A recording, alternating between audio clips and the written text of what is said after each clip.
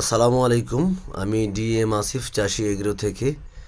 আমি আমাদের নতুন প্রজেক্টের একটি ভিডিও নিয়ে আসছি আপনাদের কাছে। আমরা গোদাগাড়ি থানাতে বরেন্দ্র এলাকা, লাল মাটির এলাকা আর কি।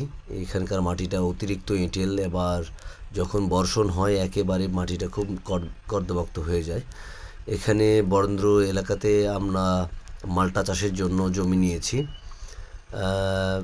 মাল্টা চাষ এর সাথে সাথী ফসল হিসেবে পেয়ারা থাকবে, গোল্ডেন এইট পেয়ারা। 10 ফিট, সরি 10 ফিট না, 10 হাত বাই 12 হাত মাল্টার গাছ থাকবে। আর 10 হাত বাই 12 হাতের মাঝখানে একটা করে পেয়ারার চারা থাকবে। মানে 4টা পেয়ারা গাছের মাঝে আরও একটা করে আমরা চায়না কমলা পেয়ারার গাছ দেবো আর কি। গাছ লাগানোর পরে দেখালে পারে জিনিসটা আরও ভালো হবে।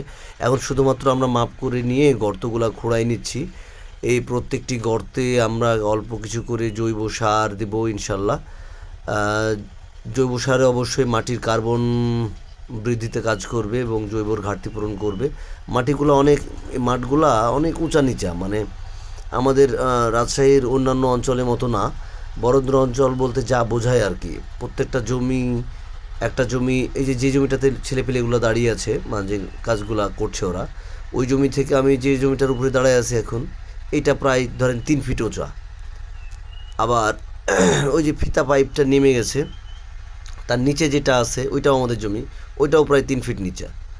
আবার যে সরিষা বোনা আছে ওইটা আমরাও নিয়েছি, সরিষা ওঠার পরে ওখানে গাছ লাগাবো, ওইটাও প্রায় 2 ফিট 2.5 ফিট নিচা। মানে প্রত্যেকটা জমি অনেক উঁচা নিচা, অনেক উঁচা নিচা। তবে এই জমিটার চারে সাইডে পানি নিষ্কাশন ব্যবস্থা খুব ভালো আছে। আমাদের ওই যে তালের গাছ দেখছেন তো কতখানি উঁচা উঁচাতে জমিগুলা। মাটিগুলা খুব সুন্দর। মাটিগুলা পানি নিষ্কাশন ব্যবস্থা খুব ভালো।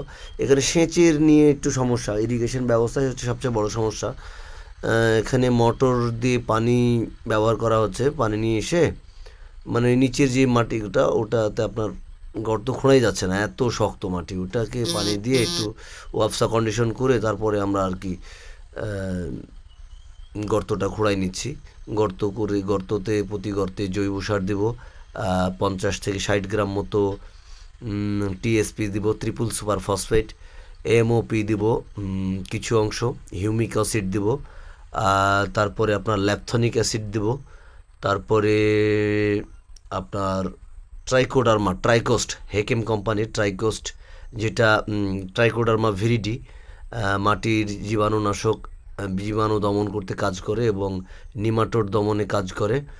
এছাড়াও আরও উপকারী কাজ করে থাকে। এটা নিয়ে মোটামুটি আমরা ব্যবহার করব আর কি।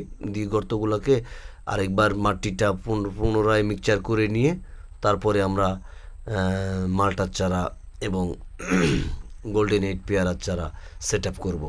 দোয়া করবেন আমাদের জন্য। ছোট্ট প্রজেক্ট, মাঝে মাঝে আপডেট নিয়ে আসবো আপনাদের মাঝে। আপনাদের অভিজ্ঞ ব্যক্তি যারা আছেন তারা পরামর্শ দেবেন, আমাদের ভুল ভ্রান্তি থাকলে ভুল ভ্রান্তি ধরিয়ে দিবেন। দোয়া করবেন সকলেই। আসসালামু আলাইকুম। আরও একটি বিষয়, জমিটা অনেকেই বলছিল জমিটাকে চাষ করে তারপরে আপনার ফসলটা লাগানোর জন্য সবচেয়ে ভালো হতো জমিটা যদি চাষ করতে পারতাম। এখন একটা বড় সমস্যা হয়ে গেছে, চারি সাইডে যে জমিটা ওরা সবাই ধান লাগাই ফেলছে। এখন আমি যে গাড়িতে এখানে যে কোনো প্রকার চাষের জন্য বড় গাড়ি ঢুকাবো, গাড়ি ঢুকাইতেও পারতেছি না। সেক্ষেত্রে এখন অপেক্ষা করারও তো কিছু নাই। এখন প্রায় আমি 2.5 মাস পরে যদি গাড়ি ঢুকাইলাম, গাড়ি ঢুকায় গাছ লাগাইলাম, 2.5 মাস তো আমি পিছাই গেলাম। আমি 2.5 মাস তো আমাকে টাকা দিয়ে জমিটা নিতে হচ্ছে। আমি সেক্ষেত্রেই ধান কাটার পরবর্তীতেই জমিতে গর্ত করে গাছ লাগাই দিচ্ছি। এটা হচ্ছে আমাদের মোটর ঘর থেকে একবার এই যে মোটর, এই যে পানি আসতেছে, এটা মোটর, এখান থেকে পানি নিয়ে একবারে চলে যাচ্ছে প্রায়। কি বলবো ভাই, আল্লাহর রহমতে হাঁটলে বুঝতে পারবেন। আমাদের প্রজেক্ট ইনশাল্লাহ যদি কখনো ভিজিট করার তৌফিক দেয় আপনাদের, আসবেন। সকলের পরামর্শ দিবেন আপনারা।